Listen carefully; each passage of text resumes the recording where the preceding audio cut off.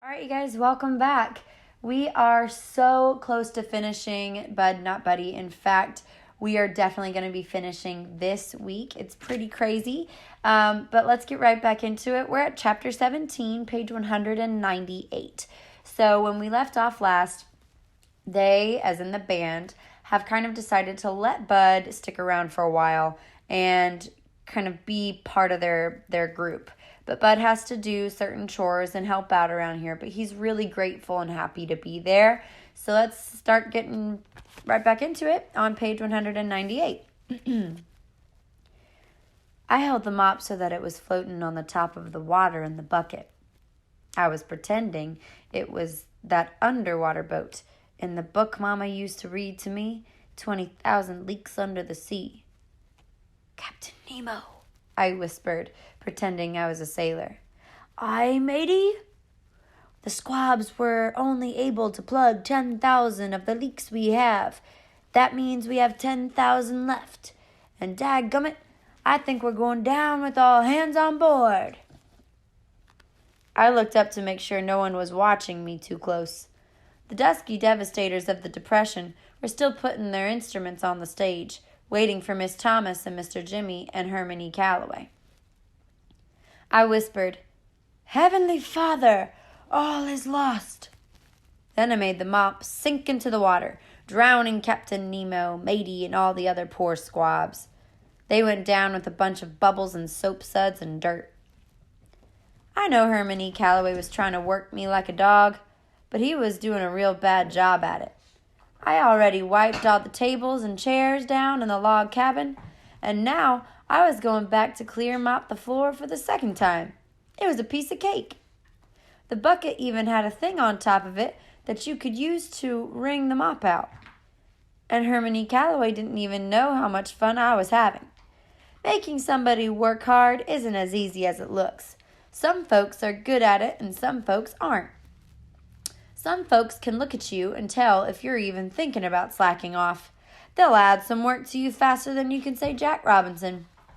Some folks will find an excuse to strap you even if you're working as hard as you ever did in your life. I stuck the mop head into the wringer. I pretended it, turn the page, was somebody at a washing machine not paying attention to what he was doing and getting his whole body pulled through and wrung out. I let the handle up to see what was left of this poor soul, but before I could check, someone yelled out, 1, 2, 1, 2, 3. I looked up. The thug was brushing his sticks across the round gold metal thing next to his drums and making it sound like a soft rain was commencing to fall on somebody's tin roof. Only instead of sounding like rain splashing any time it wanted to, the thug had it sounding like it was coming down in a steady, bouncing way. Then Dirty Deeds started making the piano sound like it was kind of a drum. For a second, it fell right in the rain Pats and the thug was making. Then it took off and made you think of what Niagara Falls must sound like. It sounded like big, bright drops of water splashing up and over and up. The drops would fall loud and clear as anything. Then, before you knew it, they were right back into the thug's steady, bouncing beat. Steady Eddie started snapping his fingers real soft in time with the piano and the drum, his toothpick jumping right along with his fingers. He put his axe in his mouth and blew, but instead of the horn making music, it seemed like Steady made it talk. He blew one long, low, rumbly sound, and I knew right then that with one deep, sad moan, what the most beautiful sound in the world was. Steady held the note for a long time, then made the sax drift away from the rest of the storm of music. It swirled and floated back and joined the rain sound that was the thug and Dirty Deed kept going. I just stood there. I didn't even hear Miss Thomas and Mr. Jimmy and Herman E. Calloway come up from behind me. Miss Thomas rubbed her hand across my head and said, Bud, you've done a great job. The place is sparkling. I was going to say, thank you, ma'am, but it seemed like talking was wrong, what with all these wonderful sounds that were coming from the people on stage. Mr. Jimmy said, "La bonne, looking good, son." Herman E. Calloway grunted. and the three of them walked up on the stage. Mr. Jimmy picked up his horn and joined in the storm. Miss Thomas sat on a stool, closed her eyes, and ducked her head up and down, up and down. Hermione Calloway stood next to his giant fiddle and started bobbing his head too. He put one of his hands near the top of the fiddle and started pulling all the strings with his other hand. Every time he patted the strings, it seemed like something wide and heavy was walking by slow and easy. Or it seemed like he was the thunder, soft and far away, but getting closer all the time. All of the instruments blended up together, and just like that smell in the library, you couldn't tell which one, turn the page, was your favorite. First you'd say it was Mr. Jimmy on the trumpet. Then Doo-Doo-Bug's trombone would make you think it was the best. Then Dirty Deed would make the piano sound like water hitting big rocks, and you'd know there wasn't anything that sounded that good until Steady Eddie would make the saxophone sing and talk and dance around everyone else. And you'd swear that that was the only sound you'd ever want to hear again. All the while, Hermione Calloway and the Thug kept everything moving by making the drums and the giant fiddle pound out a soft, steady beat, like someone's heart turned way up loud. You'd have a real hard time trying to figure out which instrument was your favorite until Miss Thomas opened her mouth.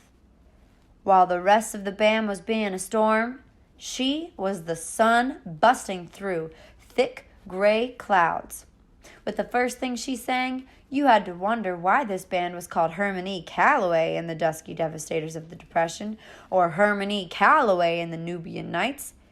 It should be called Miss Thomas and the Dusky Devastators of the Depression, and a mean old guy on the giant fiddle.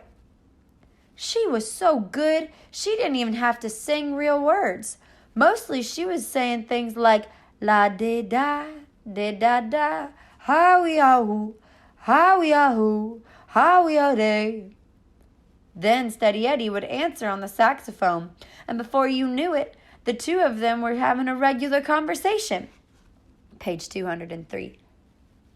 Every once in a while, Mr. Jimmy's trumpet would come in and put his 2 cents worth in. Then it would fade away. All the other instruments took turns trying to interrupt the conversation, but in the end, it was Miss Thomas's voice and Steady Eddie's saxophone doing the talking that you really wanted to listen to. Finally, Miss Thomas did a bunch more do-dee-do-dee-do-dee-bars, and Steady answered. Then, just when you thought you could understand this language, they were talking. Miss Thomas broke out in American. She sang, "We haven't met since then, gee, but it's nice to see you again," she said. "Nice to see you again, to see you again." And the storm was over. The last thing you could hear was the rain from the Thug and the thunder from Hermione Calloway getting farther and farther away, like the storm had gone and blowed itself over into the next county. Then it was dead quiet. I let the mop fall over and clapped as loud as I could and said, "Wow!" Miss Thomas stood up and did one of those curtsy bows. I clapped louder. I could see now why this band had to have 6 exclamation points behind their name. Turn the page, 204, chapter 18. We got in 2 cars to drive for an hour and a half north of Grand Rapids. We were headed to a dinky town called Mesquota. I got to ride with the band while Mr. Jimmy and Hermione Calloway and the instruments were riding in the Packard. Miss Thomas stayed back at Grand Calloway Station. I'd been living with Miss Thomas and the band for about 7 days, and this was already my 3rd trip on the road.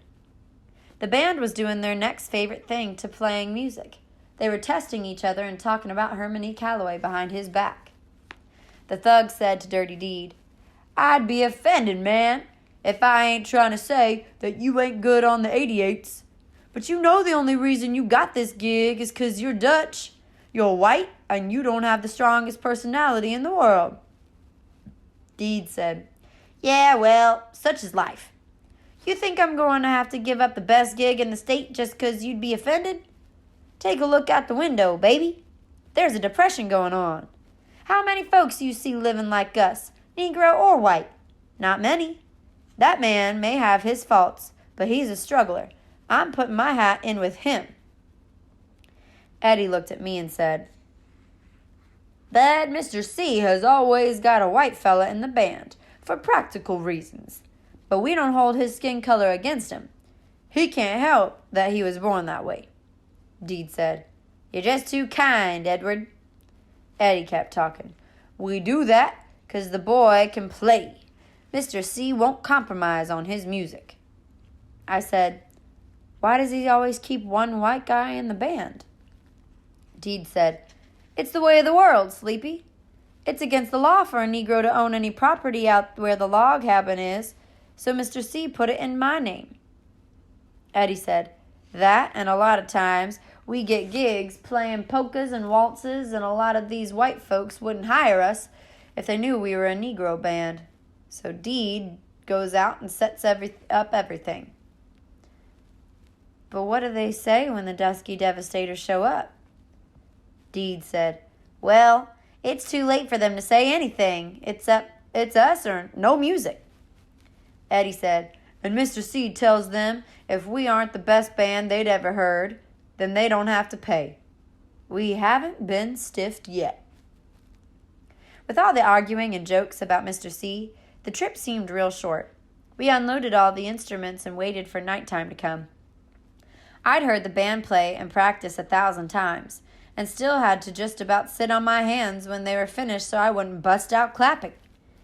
We finished our set at a little place called the Laughing Jackass, and I got to sleep right on stage to guard the instruments. The next morning, I was packing everything into the cases when I got some real bad news.